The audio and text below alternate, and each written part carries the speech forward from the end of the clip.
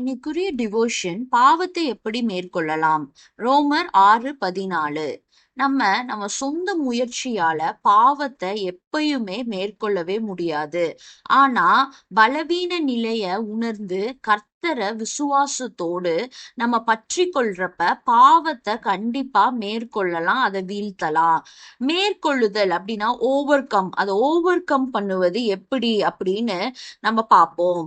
எந்த ஒரு தீய பழக்கத்துக்கும் தீய காரியத்துக்கும் அடிமைப்பட்டு போகாம அதற்கு எதிர்த்து நின்று அதனுடைய வல்லமைய ஜெயிப்பதுதான் ஓவர் கம் பண்றது.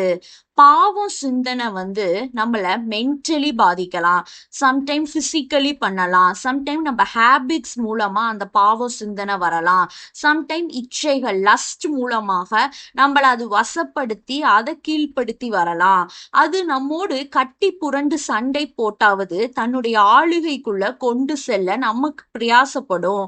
அதனால நம்ம பாவத்துக்கு விரோதமாக போராடதான் வேணும். ஒரு மல்யுத்தம் செய்யற 2 பேரு ஒருவரை ஒருவர் மேற்கொள்ள கடுமையா போராடுவாங்க. அங்க ஜெயிக்கிற நபருடைய உடல்ல சிறிய காயங்கள் ஏற்பட்டாலும் எப்படியாவது போராடி வெற்றி பெறுவாங்க. சில நேரம் தவறி கூட போயிடலாம், சறுக்கலாம். ஆனா நம்ம விட்டு கொடுக்காம தொடர்ந்து எதிர்த்து போராடி பாவத்தை மேற்கொள்ளணும். பாவத்தை மேற்கொண்டு வாழ்வதுதான் கிறிஸ்தவ வாழ்க்கை. பாவத்தை எதிர்த்து நின்று சாதித்து காட்டுவதுதான் கிறிஸ்தவ வாழ்க்கை.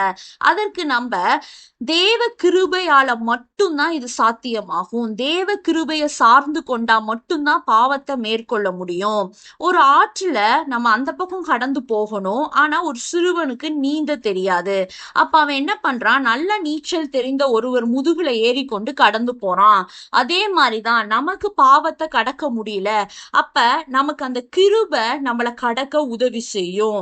நம்ம 3 காரியங்களை முக்கியமா தெரிந்து கொள்ளணும். ஃபர்ஸ்ட், என்னால இந்த பாவத்துல இருந்து வெளியில வர என்னால முடியாது அப்படிங்கிற ஒரு உண்மையா அறியணும்.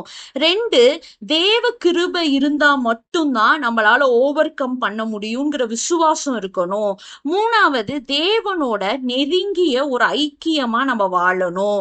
இந்த அனுபவம் இருந்தா பாவத்தை ஈஸியா நம்ம ஓவர் கம் பண்ணி கிருபையால அதை வென்றெடுக்க முடியும்.